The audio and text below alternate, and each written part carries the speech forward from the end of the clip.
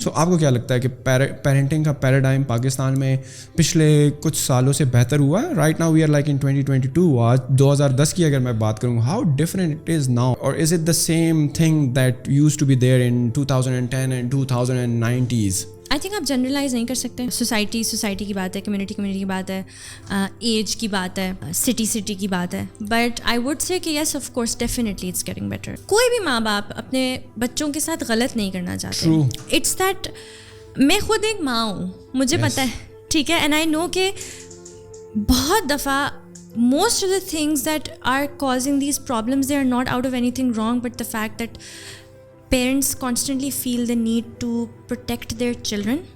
Yes. And in trying to, and they don't just try to protect them, they get lost when they are very focused on what the society thinks.